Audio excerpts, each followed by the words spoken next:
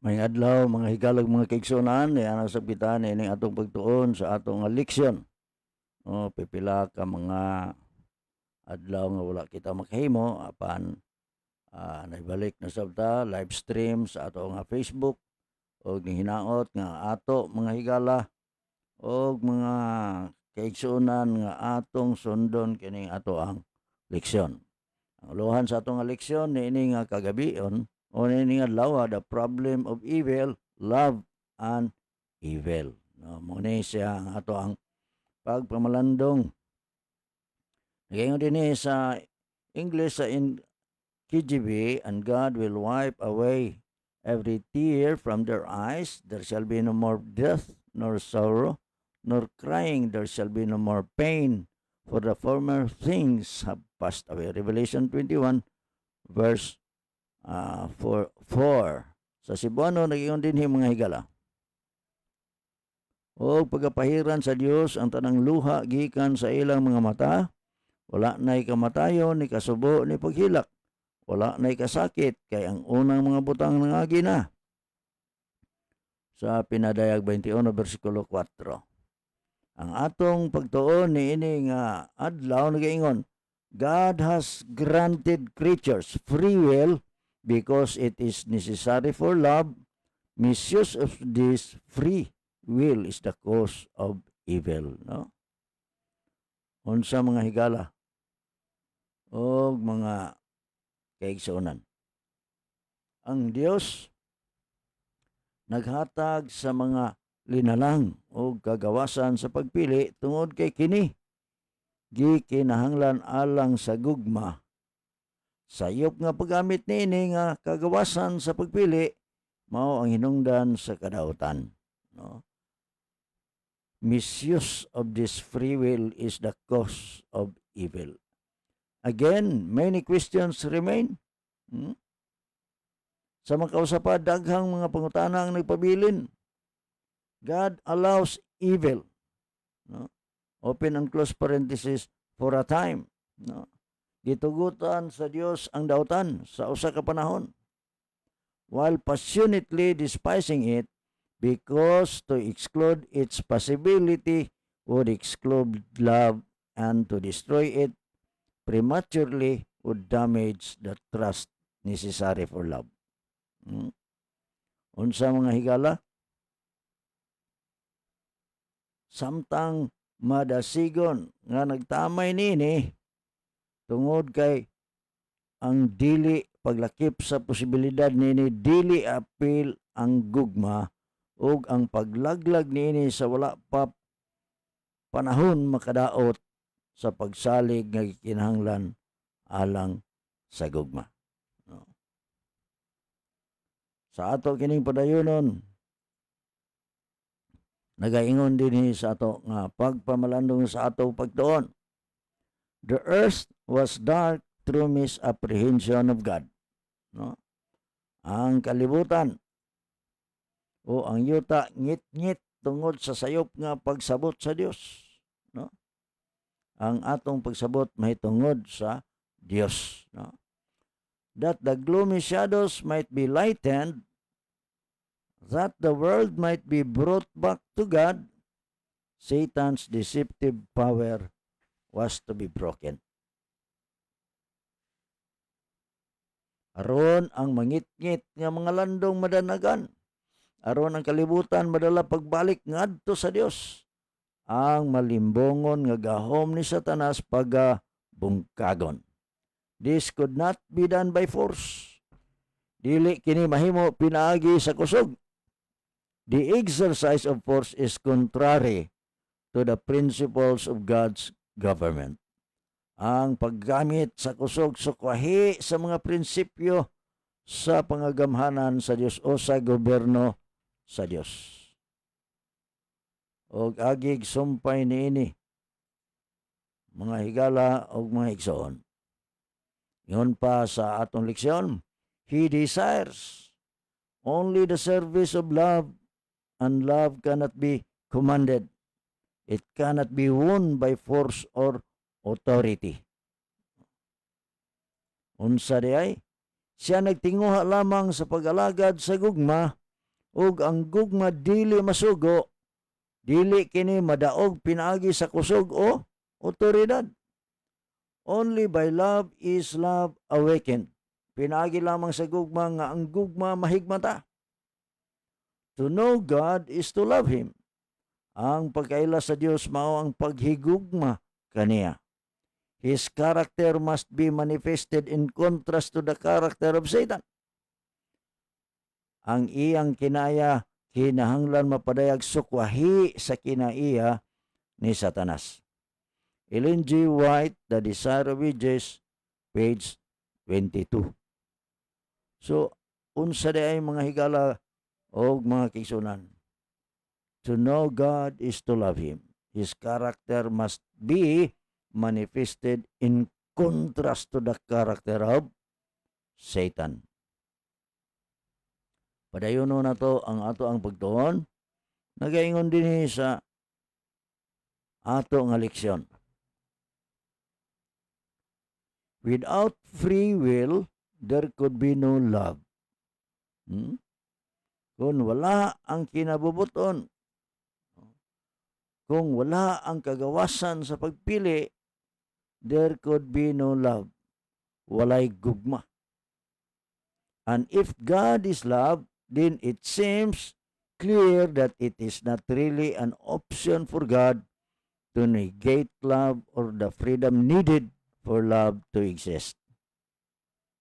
O kung ang Dios gugma, ingon og klaro nga dili gayod kapilian alang sa Dios nga isalikway ang gugma o ang kagawasan nga gikinahanglan aron mabuhi ang gugma.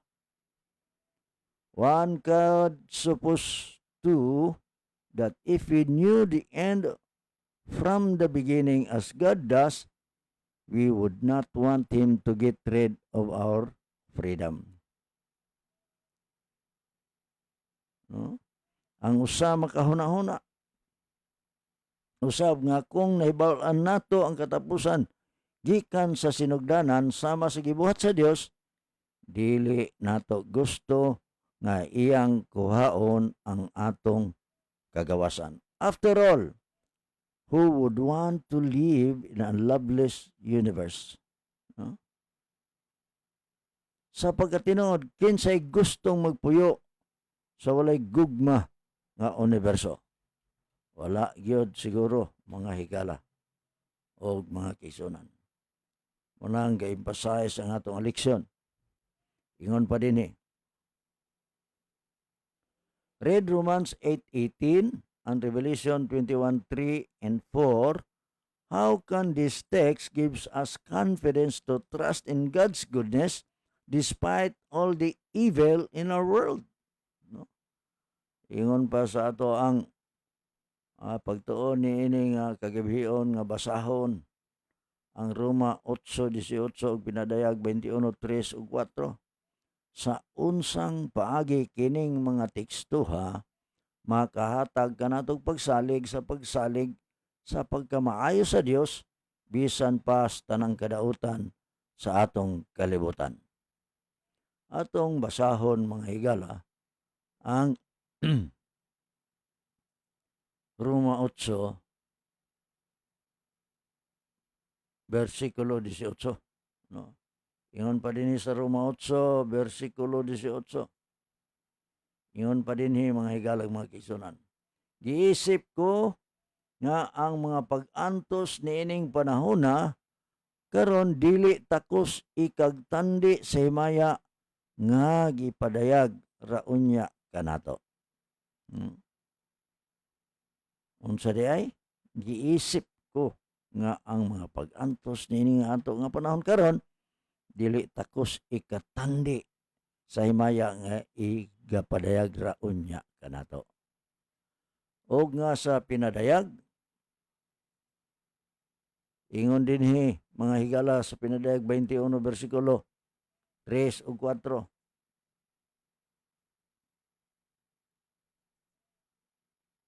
Ingon pa din sa 3 ug 4. Og nadungog ko gikan sa trono ang usa ka dagong tingog nga nagingon, tan-awa, ang puluyan sa Dios anaa uban sa mga tao.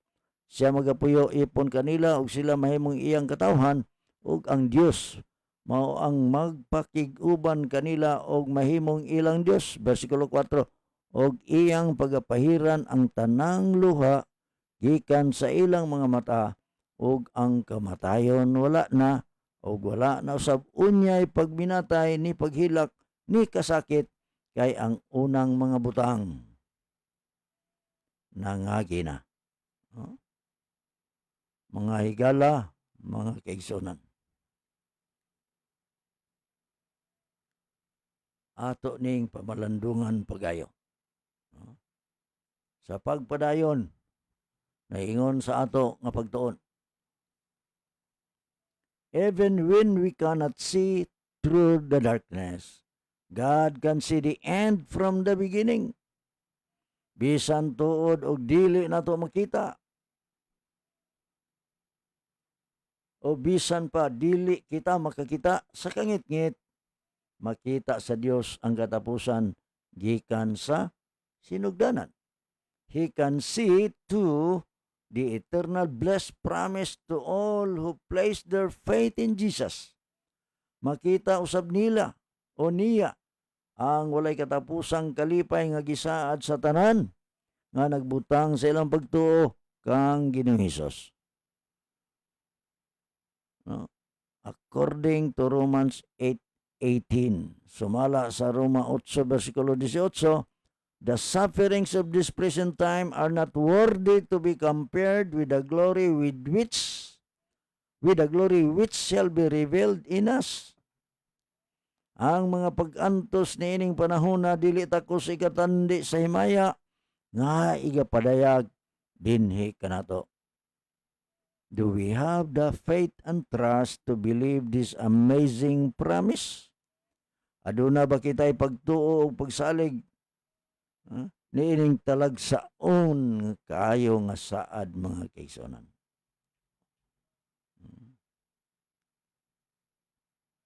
Ug dugang sa atong pagpamalandong o sa atong pagtuon nagaingon dinhi. Also, so sacred, so foundational was love and the freedom inherent in love, that rather than deny it to us, Jesus knew it would send him to the cross where he would suffer greatly. No?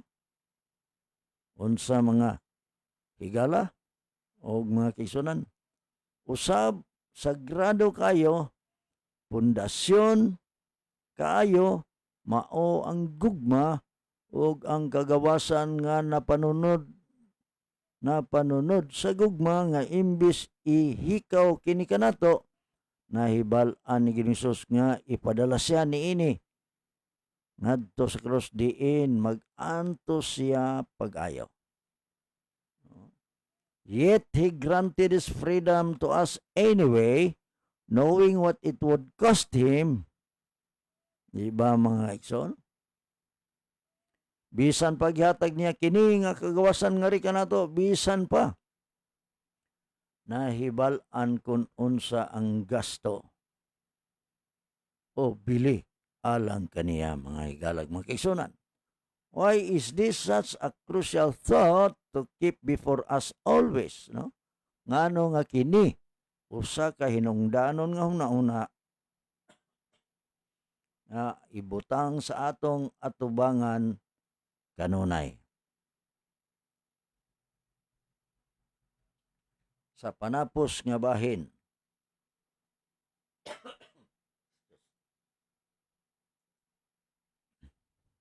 sa atong pagtuon ang pangutana, ato aning pamalandungan. How does keeping in mind the fact that God grants us free will help protect us from thinking that everything that happens is God's will? Balik ko na itong pangutana. How does keeping in mind the fact that God grants us free will help us protect us from thinking that everything that happens is God's will? Sa unsang paagi ang paghinumdom sa kamataoran nga ang Dios naghatag kanatog kagawasan makatabang sa pagpanalipod kanato gikan sa paguna-una nga ang tanan nga mahitabo kabubot-on sa Dios. Mga higala o mga kaigsuonan, niini nga mao nga adlaw atong pamalandungan pag-ayo ang kahigayunan, no, nga gihatag nganhi kanato mga higala, no? Sirhan nato ang atong pagtuon pinaagi sa atong pagampo. Gamanan maluluyo na mga manaakas mga langit. Among gikalipay niining mao nga adlaw kahigayunan diin kami nakatuon niini imong leksyon, love and evil, no? Gugma o dautan. Nasayod ang Ginoo. Nasayod kami Ginoo nga ikaw sa kanunay nagapahibalo kanamo sa mga kamatuoran. O nga ang imong gugma hilabihan bisan pa sa pagkadautan sa tao. Salamat Ginoo sa imo ang dili matupngan nga pagpadayag nganhi sa among kinabuhi.